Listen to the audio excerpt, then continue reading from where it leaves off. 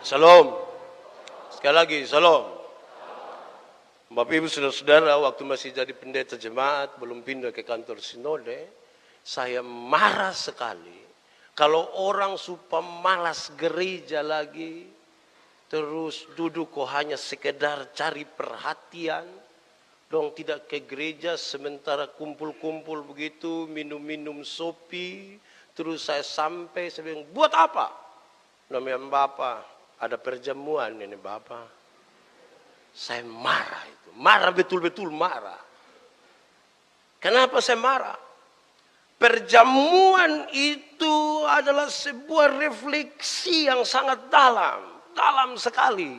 Saya baca teks ini dan hampir saya merasa tidak nyaman karena begitu terasa bahwa ada satu orang manusia akan menyerahkan dirinya untuk pengampunan dosa kita. Refleksi itu yang sekarang mau dipakai untuk perayaan gereja-gereja, untuk memperingati tubuh dan darah Tuhan Yesus yang dipecahkan dan dihancurkan untuk pengampunan dosa kita. Itu refleksi paling dalam soal perjamuan kudus. Bukan hanya duduk kok cari perhatian, cari muka. Saya itu bodoh itu. Membodoh itu. Jangan cari perhatian kalau pakai kata itu. Cari kalimat lain. Cari kalimat lain. Karena itu refleksinya dalam sekali. Saudara tahu bahwa kita sendiri tidak bisa menggantikan diri kita. Tapi Tuhan menggantikan kita. Orang yang paling kita kasihi, orang yang paling kita cintai sekalipun. Kita punya istri itu kalau dia mati, orang menangis, kita juga menangis. Orang kas mandi dia, kita juga mandi. Dong kas pakai pakaian, kita juga pakai pakaian baru. Dong kas masuk di peti kita kayak mau masuk, ikut. Bawa pi kuburan kita ikut. Tapi pas kas turun di kuburan kita lupi sendiri. Saya tidak ikut. Tapi Yesus ganti. Jadi itu pasca bangsa Israel. Keluaran pasal 12 ayat 1 sampai 28. Kenapa ada pasca bagi bangsa Israel? Mereka mengingat sekali peristiwa pembebasan ketika mereka 430 tahun dijajah di Mesir. Jadi budak lama sekali, 430 tahun. Kalau dihitung satu generasi 70 tahun, maka kurang lebih ada 6 generasi mereka jadi jajahan di sana. Saya kira bahwa dalam waktu yang sedemikian lamanya, kerinduan terbesar dari bangsa itu ialah pembebasan. Karena itu kalau mereka merayakan perjamuan, sungguh-sungguh mereka merayakan Paskah, sungguh-sungguh mereka merayakan itu. Kenapa? Karena peristiwa pembebasan itu. Dan mereka berjanji kami tidak akan pernah lagi pulang menjadi budak di sana. Tidak akan. Maka pada perayaan Paskah, berbondong-bondong orang-orang Yahudi dari berbagai-bagai penjuru dunia akan datang ke Yerusalem untuk merayakan Paskah itu. Berjuta-juta orang karena mereka tahu ada sebuah peristiwa yang sangat serius bagi bangsa mereka berabad-abad lamanya. Dan itu dikenang juga berabad-abad. Itu pertama. Yang kedua, kenapa perjamuan kudus itu dilakukan? Latar belakangnya bukan sekedar Paskah saja dari bangsa Israel, tetapi sekaligus sebuah perintah untuk melaksanakan hari raya dan ketetapan mengenai perayaan Paskah. Imamat pasal 23 ayat 5 dan 6. Perintah. Yang ini tidak boleh ikut, yang ini tidak boleh, yang ini lebih dibunuh sampai selesai dan seterusnya. Imamat pasal 23. Saudara-saudara, lalu kemudian kita kenal apa yang disebut dengan nama perjamuan kudus. Perjamuan kudus itu kemudian menjadi perintah untuk dilaksanakan oleh orang-orang yang mengaku percaya kepada Tuhan. Intinya ada pada kalimat. Dalam pembacaan tadi tertulis dengan sangat baik. Perbuatlah ini menjadi peringatan akan aku. Perbuatlah ini menjadi peringatan akan aku. Mari kita lihat sedikit dulu di dalam perjamuan itu. Saudara-saudara, dalam perjamuan kudus itu ada beberapa materi yang dipakai. Yang pertama, roti yang tidak beragi. Dalam perjamuan itu akan dipakai roti yang tidak beragi. Apa maksudnya roti yang tidak beragi? Saya mencatat bagi kita semua, roti yang tidak beragi adalah roti yang dipakai dalam perjamuan kudus, sebab orang-orang memandang ragi sebagai sebuah gejala kebusukan. Sebagai sebuah gejala kebusukan. Oleh karena itu, di dalam arti kiasan ragi ini sebagai gejala kebusukan, berarti ada pengaruh yang buruk atau keburukan dari kepercayaan kafir. Jadi kalau ada ragi, itu berarti ada pengaruh buruk. Pengaruh buruk dari kepercayaan kafir. Karena itu selama perayaan Paskah 7-8 hari itu, mereka tidak boleh makan roti yang beragi. Harus tidak beragi. Tidak boleh campur barang yang akan menghancurkan, membusukkan.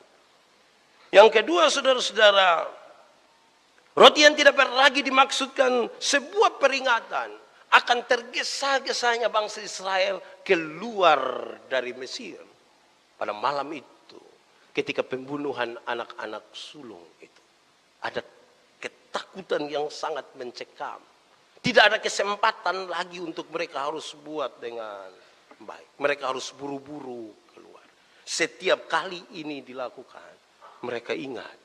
Mereka ingat sebuah peristiwa yang buat mereka harus keluar segera dari perbudakan itu. Itu yang pertama. Materi yang pertama, roti. Yang kedua, anggur. Tapi anggur yang seperti apa? Itu juga penting. Kadang-kadang kita omongin orang, woi, jangan minum anggur, jangan minum sopi. Dia bilang, Pak, kok Yesus sendiri bilang minum. Apalagi dia bisa berbantah-bantah pakai. Berhenti minum, sudah ada tertulis, tambahkanlah. Lalu anggur seperti apa yang dimaksudkan? Alkitab menggambarkan 4 kata tentang anggur, supaya kita bisa bedakan mana yang dipakai di dalam perjamuan. Yang pertama disebutkan yayin. Nah, itu tidak terlalu ingat, itu tidak apa-apa. Yayin itu apa? Itu istilah yang dipakai untuk sari buah anggur dan tahapan-tahapannya sampai difermentasi.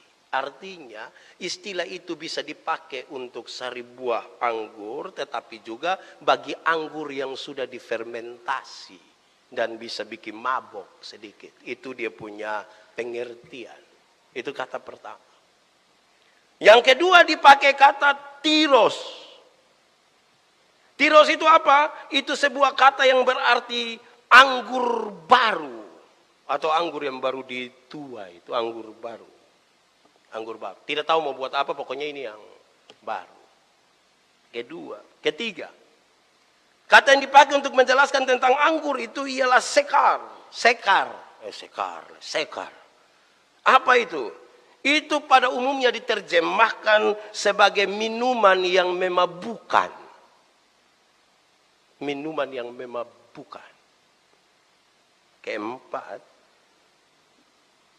dipakai kata, di dalam Alkitab dipakai kata oinos. Apa itu? Ini menunjukkan kepada pokok anggur. Oinos itu pokok anggur. Sekarang jelas, mana anggur yang dipakai pada waktu perjamuan? Mana? Saya mencatat 2 hal yang menarik.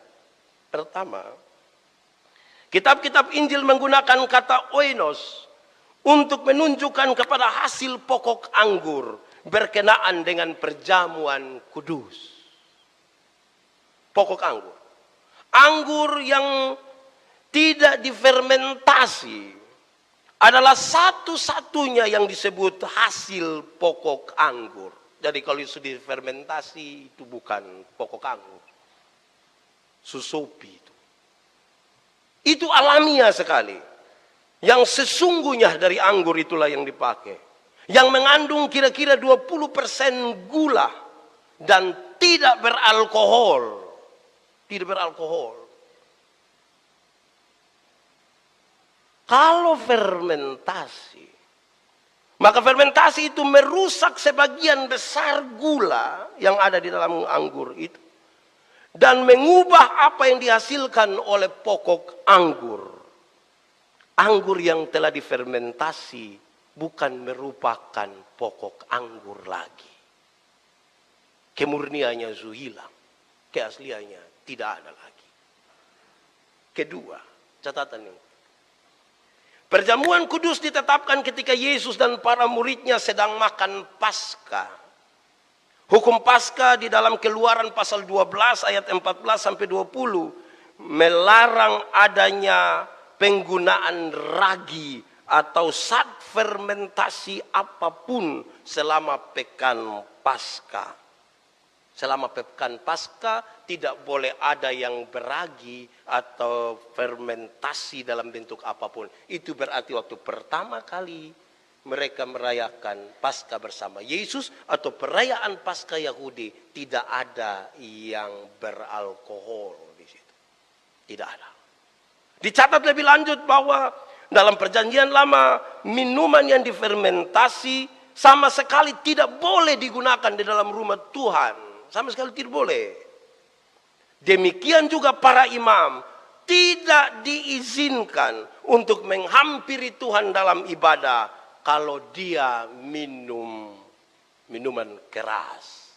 Imamat pasal 10 ayat 9 sampai 11. Jadi betul-betul anggur yang murni sekali. Saudara-saudara, lebih dalam lagi. Mari kita lihat. Dari situ baru kita omong barang lain. Apa itu perjamuan kudus? Apa itu perjamuan kudus? Arti dan tujuan perjamuan kudus. Saya baca untuk kita. Arti perjamuan kudus adalah makan roti dan minum anggur yang tadi. Roti yang tidak beragi dan anggur itu. Untuk mengingat Tuhan Yesus.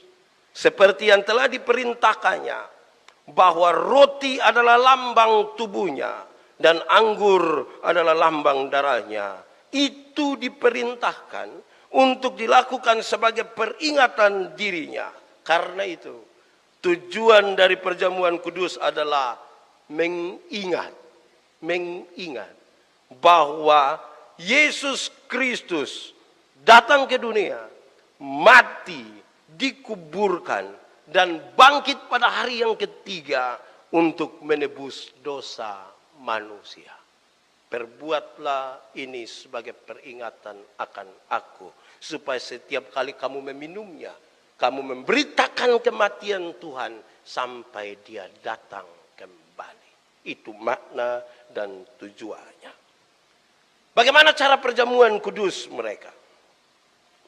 Berdasarkan teks ini, kita diajar, kita diinformasikan bahwa sakramen yang diperintahkan dan dicontohkan oleh Tuhan Yesus berakar pada perjamuan Paskah bangsa Israel untuk memperingati keluar dari Mesir.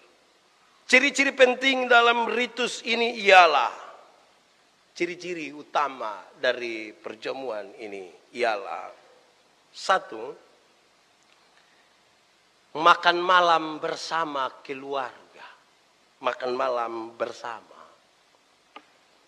Dalam Keluaran pasal 21 ayat 10 tertulis dengan sangat baik bahwa menu makan malam itu berlimpah-limpah. Jadi ada makan malam, acara makan bersama keluarga. Para peserta makan boleh makan beberapa kali. Boleh makan saja. Tidak apa-apa, barang kita punya jadi makan saja. Makan beberapa kali. Bahkan harus menghabiskan daging anak domba yang dipanggang. Harus makan habis, jangan kesisa. Kalau besok pagi ternyata masih ada sisa, bakar sampai habis. Tidak boleh kesisa, makan sampai habis.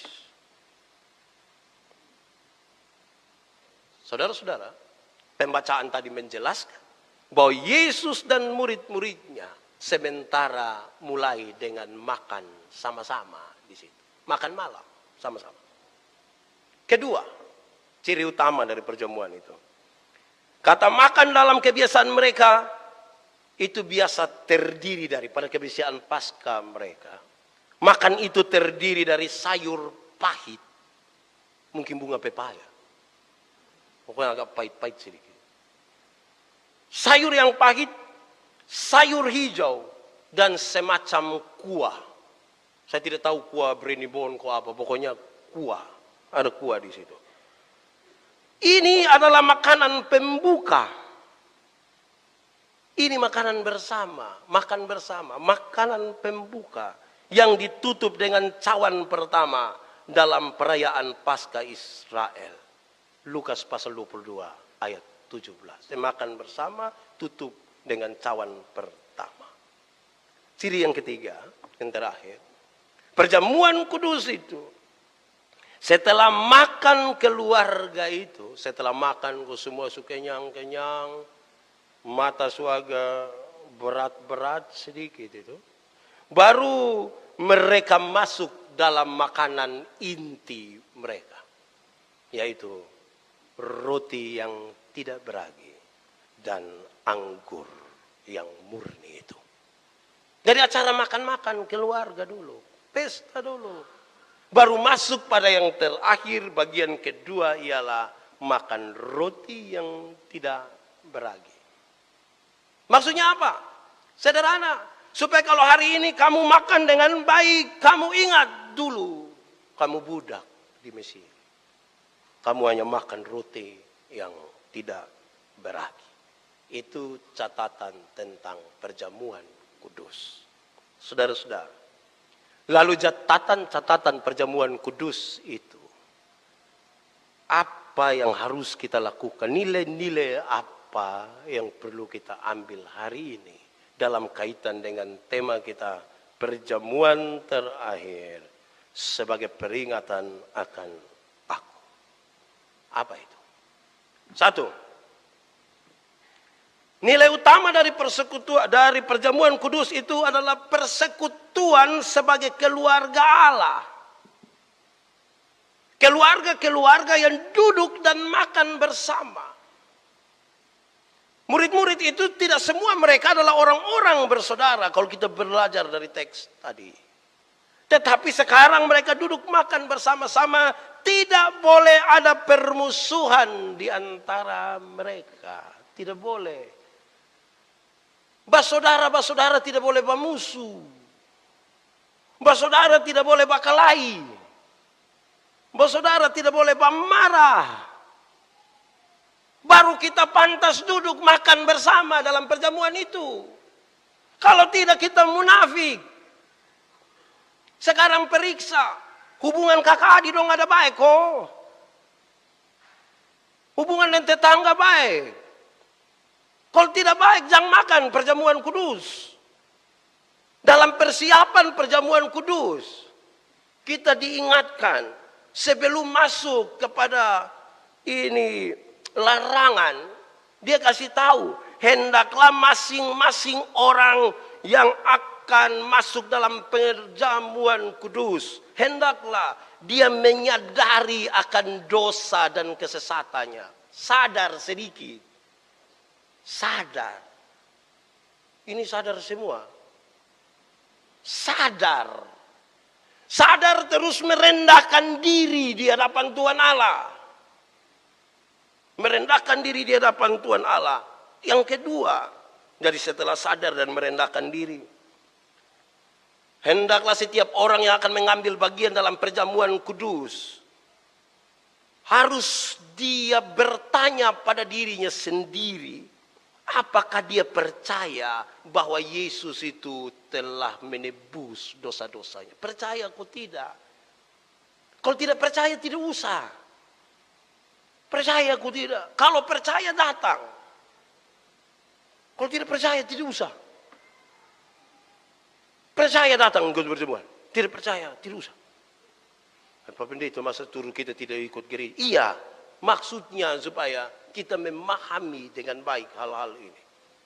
Ketiga dia bilang begini, bagi setiap orang yang akan mengambil bagian dalam perjamuan kudus, haruslah memeriksa diri. Apakah kita berkehendak untuk menyatakan syukur yang benar kepada Allah dan hidup sebagai anak-anak Allah? Periksa diri dulu. Kita ini kadang-kadang tidak periksa diri, kita periksa orang lain pun diri. Khotbah tidak ditujukan kepada khotbah datang, ini khotbah tidak kena saya, kena Pak Lulu. Dia lewat saya pun kepala saja. Periksa diri. Nanti setelah periksa itu baru dia bilang begini. Hendaklah orang-orang yang akan disebutkan ini menahan diri terhadap perjamuan itu. Satu, yang tahan diri sedikit pada perjamuan. Jadi ikut dulu. Siapa itu? Satu, mereka yang mencela firman Allah dan sakramen-sakramennya. Yang mencela firman Allah dan sakramennya tidak usah turut dalam perjamuan kudus. Tidak usah. Karena ini kita memperingati akan Yesus. Kalau mencela firman, sama. Bosom pipi gereja jus sama. Saya tidak pikir gereja, ada pamarah dan siapa coba. Daripada lu, pi gereja model sama ke apa kok. Gitu Yang mencela begitu tidak usah. Begitu. Yang kedua, mereka yang menyembah berhala dan patung-patung. Yang menyembah berhala dan patung-patung tidak usah masuk dalam perjamuan kudus. Karena ini sebuah peristiwa. Penyembahan satu-satunya yang ditujukan kepada Yesus Kristus Juru Selamat. Bukan kepada apapun.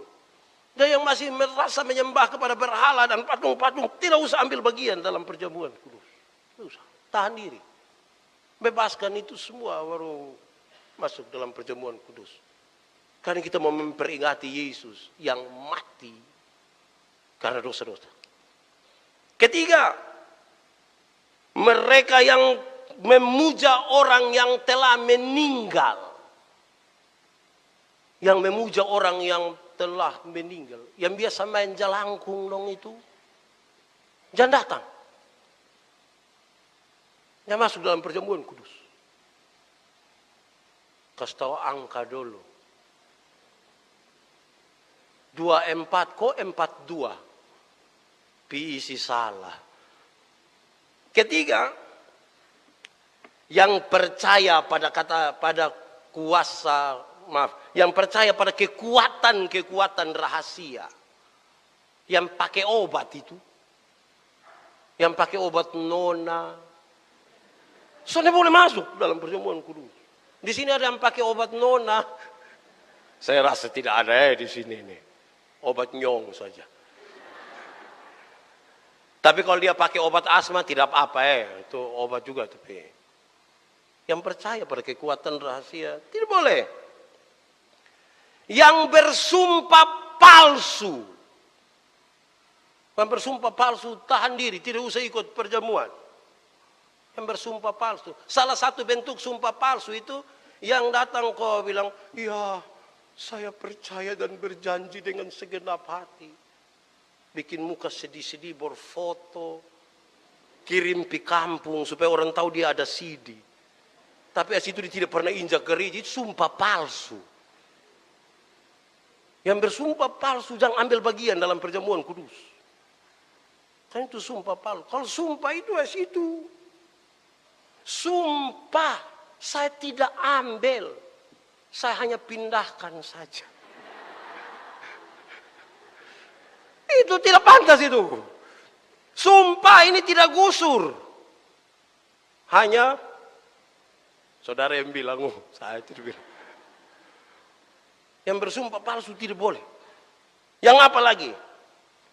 Yang menimbulkan perpecahan dalam jemaat. Kan ini makan keluarga ini. Yang menimbulkan perpecahan dalam jemaat. Jangan ambil bagian dalam perjamuan kudus. Yang hasut sana, hasut sini. Yang kalau dia bawa omong kita lihat dari jauh dia bilang, lu ada dengar koson deh. Itu tuh hasut itu. Coba angkat tangan yang biasa menghasut. Di sini sonde, di sini omong terus terang saja. Itu tahan diri. Yang menimbulkan perpecahan dalam jemaat. Jangan. Tahan diri. Karena perjemaat itu diibaratkan sebagai tubuh Kristus. Tubuh Kristus. Mata tidak lebih penting dari tangan. Kaki tidak lebih penting dari perut. Itu harus saya bilang kepada saudara, siapa yang malam-malam ketika di perut sakit, mau pi belakang, terus kaki bilang perut. Lu jamara lu pi sendiri saya. Tidak bisa. Mau pi kita pi semua. Jadi yang menimbulkan perpecahan dalam jemaat, merusak tubuh Kristus. Yang terakhir, mereka yang membenci sesamanya, yang benci sesama manusia, tidak boleh. Supaya hidup itu jangan benci orang. Kenapa tidak boleh benci orang? Berulang-ulang kali saya bilang begini, jangan marah, jangan dendam, jangan benci. Karena apa? Kemarahan dan kebencian itu tersimpan dalam dada orang bodoh. Hanya orang bodoh saja yang benci. Kenapa? Kalau pendeta ini benci sama Pak Lulu, yang rugi pendeta kok Pak Lulu. Pendeta yang rugi. Karena setiap kali dia Pak Lulu pemuka, hati enak kok tidak. Setiap kali Pak Lulu bilang selom Pak Pendeta, saya pun hati enak kok tidak. Tidak. Setiap kali orang cerita tentang Pak Lulu pun kebaikan, saya pun hati enak kok tidak. Tidak enak. Kalau saya sayang sepundiri, saya harus berhenti membenci orang lain. Berhenti. Kalau sayang diri, berhenti. Saya mau tanya kita dulu. Ada orang yang kita tidak suka kok. Ada. Dia ada di dalam ruangan kok tidak.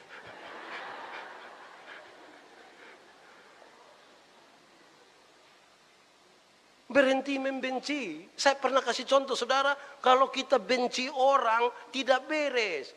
Ada makanan enak-enak di situ, kepingin makan karena sulapar, lihat dia pewarna sebuah makanan pasti enak, terus basa-basi kita bilang, aduh, siapa yang masak nih kepo enak lain. Terus dan jawab, itu Aceh yang Luson suka tuh. Tuh nafsu makan hilang memang Bapak. Merusak diri. Kita nih orang Sumati juga benci tetap. Persetan kok dia mati, persetan. Hai, tolong sayang diri itu buang kebencian. Ya saudara, nilai pertama dari persekutuan itu supaya kita terus akan mengingat akan Kristus adalah persekutuan sebagai keluarga Allah. Hidup tidak boleh bermusuhan. Orang Timur itu menyebut sesama manusia dengan satu ungkapan yang bagus sekali. Aukbian. Aukbian itu artinya badan sebelah. Dia tidak bisa hidup tanpa badan sebelah. Kecuali kalau stroke. Tanpa badan sebelah. Siapa yang di sini ke kiri kanan dan kiri. Itu tidak boleh dipisahkan. Siapa yang datang gereja dia hanya datang badan kanan sah. Dia bilang kiri, lu tunggu di rumah biar saya kanan, sayang. Itu bagaimana itu? Jangan membenci sesama. Tidak boleh. Supaya kita bisa memberi makna yang baik bagi perayaan perjamuan kudus kita. Kedua, nilai yang perlu kita ambil dan kita catat dalam perjalanan perjamuan kudus kita ialah, ingat bahwa dahulu kamu adalah budak di Mesir. Dahulu kamu adalah budak dosa. Dan sekarang kamu dilepaskan, kamu dibebaskan. Dalam pembebasan itu kita layak duduk satu hidangan dengan Tuhan. Dalam perjamuan itu kita bebas. Dalam kebebasan oleh karena penebusan itu, kita sekarang percaya kita pasti masuk surga. Di tahun berapa? 1987. Sekarang tahun berapa? 2017. Yakin masuk surga? Tahu lah ini. Soal itu. Kita tidak memberi makna tentang pengorbanan Kristus. Sekarang kamu dibebaskan.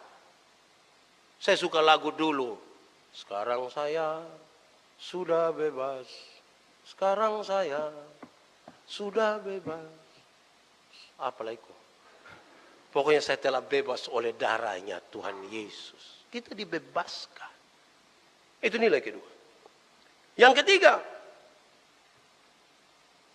nilai yang perlu kita pakai adalah perjamuan kudus itu dilakukan atau harus diingatkan terus menerus, terus menerus, terus menerus.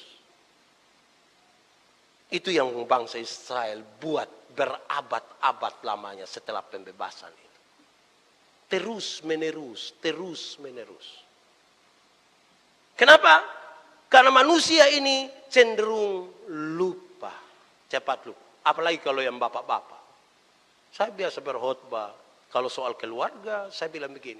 Ada pola yang sedikit Tuhan tinggalkan, yaitu laki-laki itu cenderung cepat lupa. Cenderung cepat lupa. Dia baru kunci oto begini, jalan 30 langkah terus dia bilang, tahu su kunci oto kok belum? Dia kembali lah. Cepat lupa. Makanya banyak laki-laki sering lupa. Kalau dia di luar rumah dia lupa kalau dia ada istri. Itu dia pembawaan begitu itu. Dia cenderung cepat lupa. Sementara yang ibu-ibu itu ingatannya tajam sekali. Setajam silet.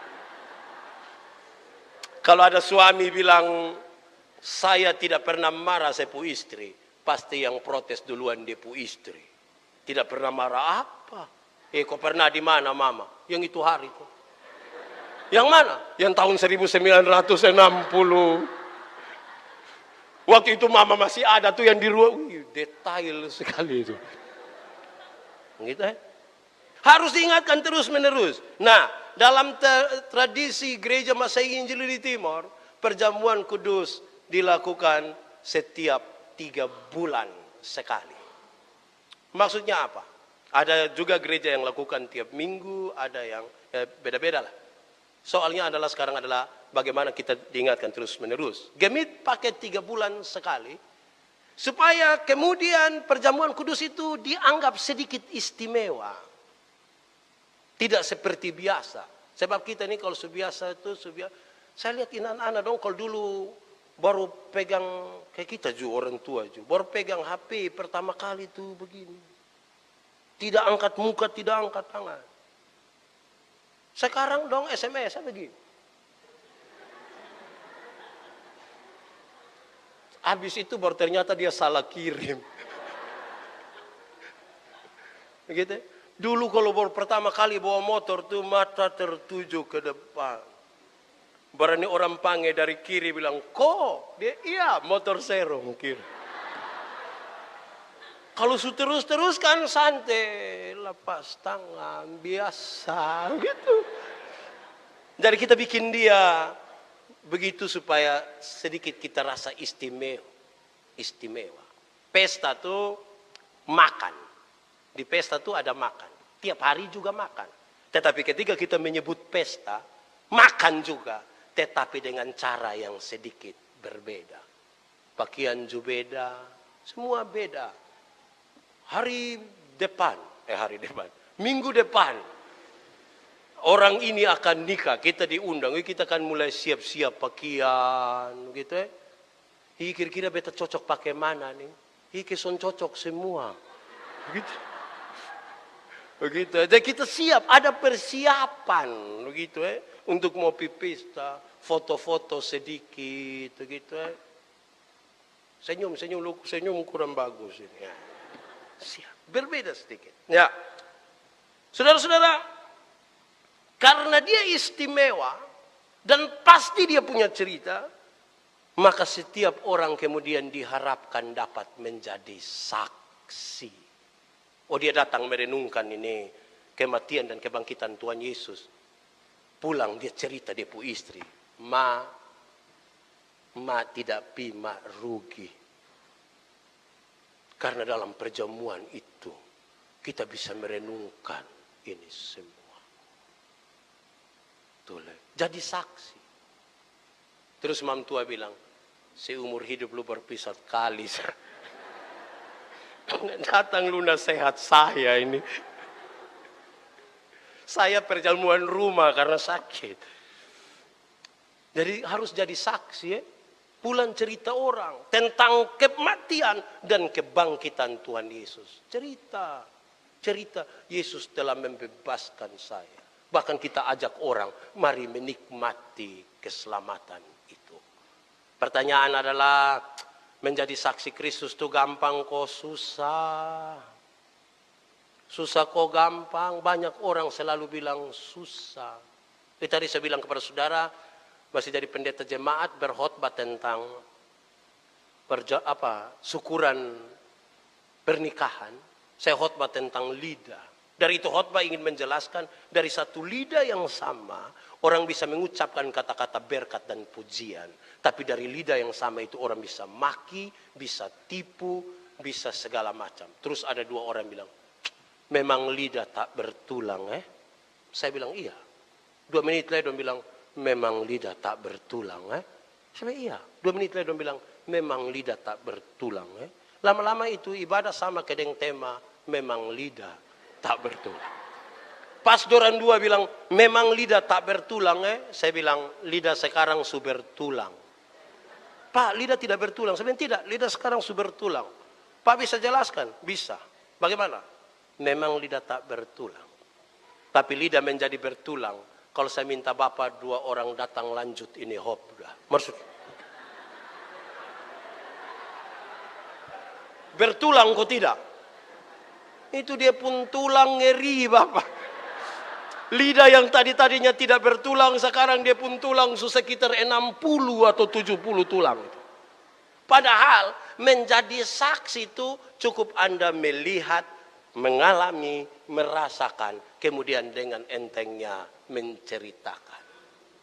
Melihat, mengalami, merasakan. Saya pernah bilang kepada saudara, ada satu kecelakaan, terus ini masalah dibawa ke pengadilan, ada 2 orang saksi dihadirkan. Yang satu seorang profesor hukum. Hakim bilang, coba Bapak cerita. Dia bilang, ini mobil lari kencang ini. Sehingga tanda-tanda ini menjelaskan bahwa ini orang lari kencang. Ada nenek satu juga dihadirkan. Nenek, coba cerita. Nenek bilang tidak. Mobil lari pelan. Tapi ini anak 2 sengaja menggila, sudah lompat ke situ, otot tabrak, mati. Sudah 2 yang beda ini. Hakim tanya, Pak Profesor, apakah hari itu Pak ada waktu kejadian? Dia bilang, tidak. Pas habis baru saya sampai. Tapi lihat dia punya keadaan, saya tahu bahwa ini lari kencang. Terus tanya nenek. Nenek hadir, ada di situ waktu itu. Nenek, kok saya yang angkat ini korban, saya di sini. Mana yang bisa dipercaya? Nah, kenapa? Karena melihat, mengalami, merasakan. Baru kemudian dia mengangkat. Dia tidak dengar dari orang lain. Dia alami. Kasih Tuhan itu harus dialami masing-masing pribadi. Perjumpaan yang berbeda itu membuat Tuhan itu dahsyat. Karena kita bercerita berbeda-beda. Cara Tuhan berjumpa dengan pendeta, beda Tuhan berjumpa seorang pengusaha, beda Tuhan berjumpa seorang ibu rumah tangga, beda berjumpa seorang pemuda.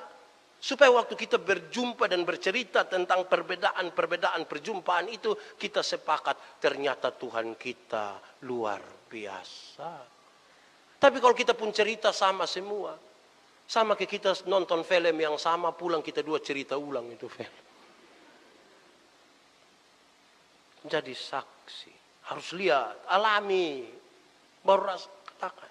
Itu hari saya bilang, saya melayani di Sabu, suatu saat mau bawa jemaat pemuda dompi Pulau Dana, pulau bagian selatan yang tidak ada penghuni.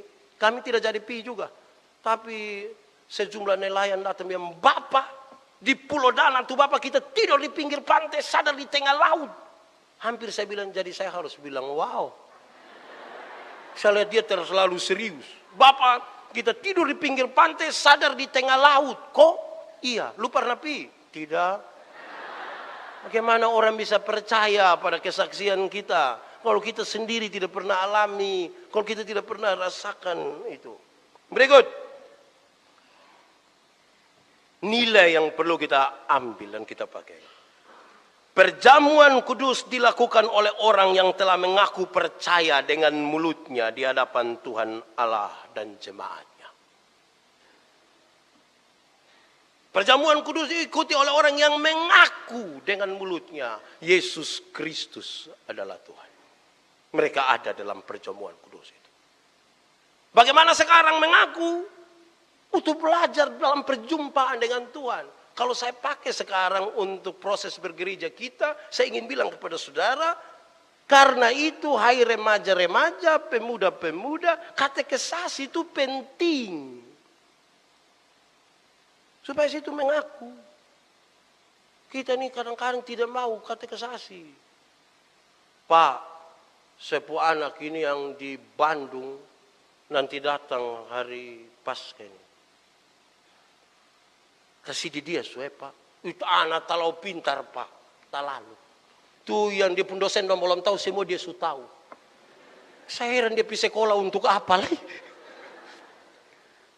Sudah tahu dia tolong. Tidak. Katekesasi. Kita ini kadang-kadang mau bikin semua jadi gampang-gampang saja.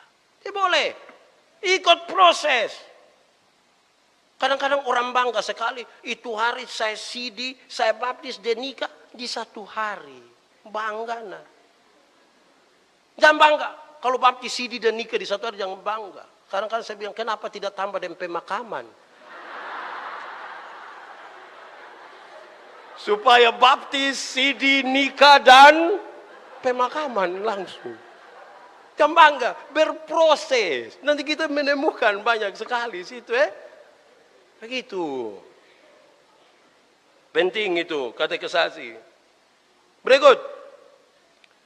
Nilai yang perlu kita ambil adalah melakukan perjamuan kudus adalah perintah Tuhan Yesus.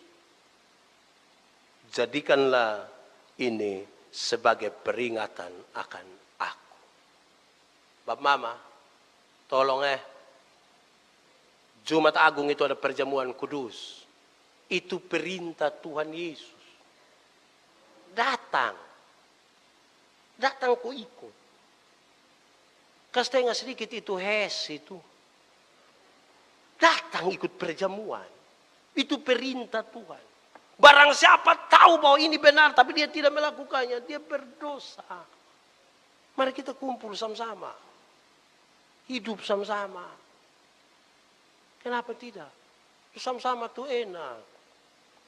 Lihat satu kita bisa jadi bahan. Lihat satu jadi bahan. Hidup sama-sama. Baik itu. Perintah. Saudara, dalam kebersamaan itu kita membangun hidup. Tadi malam saya KKR di Semau. Saya pulang jam kira-kira 10:30 malam. Di atas perahu kecil itu saya dengan itu bab tua yang punya perahu. Sugelap lagi di tengah laut lagi. Saudara bisa bayangkan. Kalau digelap lagi dan di tengah laut lagi hanya ada kita dua. Tidak mungkin kan saya bilang dunia ini hanya milik kita berdua. Tidak mungkin itu, tidak mungkin. Itu saya belok jauh sekali itu. Lalu apa yang harus dilakukan? Saya ajak dia bercerita. Kami dua bercerita lewat itu kegelapan. Walaupun kadang-kadang ketika gelombang besar saya bilang, Bapak. Dia bilang, tidak apa-apa Pak Pendeta. Tapi iya Bapak tidak apa-apa saya. Jadi bercerita tuh enak. Duduk sama-sama orang. Saudara tahu, kita mungkin suka menyendiri. Kalimat ini penting. Kita mungkin suka menyendiri. Tapi saudara tidak bisa sendiri tanpa orang lain. Anda mungkin suka menyendiri. Jangan ganggu. Saya ada gondok. Mungkin itu. Tapi saudara tidak bisa sendiri tanpa orang lain. Ibu-ibu dong kalau marah tuh lu berangkat. Lu pi sudah. Pas kita jalan dia bilang, lu jalan. Gitu nulis. Ya, Anda mungkin mau menyendiri. Tapi belum tentu suka hidup sendiri. Tidak bisa. Saya khotbah bagi ini anak muda dong. Saya bilang, ini pemuda dong, ini pun cara pacaran saya pusing dengan orang. Dong naik itu trail yang KLX itu. Dong putar agak jauh sedikit, takut polisi son pakai helm. Dong putar ikut jalur 40. Sampai sana setengah malam. Dong dua bakalai sedikit di atas motor. Yang laki-laki kasih berhenti motor. Terus dia bilang, lu turun. Nona bilang, Kak, lu turun. Waktu sampai di bawah, lu jalan. Kak, ini mah jalan. Waktu itu Nona bilang, biar beta jalan. Pas dia bilang, lu mau kasih tinggal beta. Kayak drama Korea saja. Kita mungkin sendiri, mau menyendiri, tapi tidak bisa hidup sendiri. Karena itu, mari gabung-gabung Kalau sejaga toko sendiri, jaga kios sendiri, mari kumpul-kumpul begini nih baik, Bapak. Kita pakai pakaian sendiri, kan rasa kayak karmana kok. Datang kalau lihat ame satu pakai rok bunga-bunga, baju garis-garis, sepatu kotak-kotak. Terus kita bilang, adi. Kita bisa belajar dari persekutuan itu sesuatu lagu. Begitu, jadi hidup bersama tuh indah. Jangan. Oke, baik. Berikut. Nilai yang perlu kita pakai sebagai peringatan akan aku dalam perjamuan kudus. Melakukan perjamuan kudus berarti memberitakan kematian Tuhan Yesus sampai dia datang kembali. Kita duduk bersama-sama, kita bicara tentang perbuatlah ini sebagai peringatan akan aku. Terimalah, makanlah dan minumlah. Tapi ingatlah dan percayalah bahwa tubuhku telah dipecahkan bagi kamu dan darahku telah ditumpahkan bagi kamu. Setiap kali kita merenungkan itu, kita betul saya orang berdosa. Pada saat itu barang dijalankan tuh, itu betul-betul kita rasa kita ini berdosa. Saya berdosa betul Ternyata saya pun hidup di dalam ini tidak seindah saya pun penampilan di luar. Saya berdosa sekali. Saya tipu. Saya tidak kasih tahu. Saya merenungkan itu keadaan. Itu baik sekali. Terakhir, nilai yang perlu kita pakai sekarang. Peringatan akan aku. Dalam perjamuan kudus itu. Dalam perjamuan kudus, kita merayakan persekutuan antara satu anggota dengan anggota lain. Tetapi juga kita merayakan persekutuan kita dengan Tuhan Allah. Ini refleksinya bagus. Siapa yang mengaku dekat dengan Tuhan Allah, dia peduli pada lingkungan di mana dia ada. Yang mengaku dekat dengan Tuhan Allah, dia baik dengan sesama manusia. Yang mengaku punya iman kepada Tuhan Allah, itu dinyatakan dalam hubungan-hubungan sebagai manusia. Ini sebuah refleksi yang sangat bagus, sangat baik bagi kita semua. Sehingga berdasarkan itu saudara-saudara, harusnya kita tidak seperti orang-orang yang tidak mengenal Tuhan Allah. Kita ada karena pengenalan yang benar akan Tuhan. Dan karena itu tiap-tiap waktu bukan saja kita diingatkan, tapi kita berefleksi untuk membangun hidup ini lebih berkenan kepada Tuhan sambil menanti kedatangan Kristus yang kedua kalinya untuk menjemput saya dan saudara. Tuhan memberkati kita dengan firman-Nya.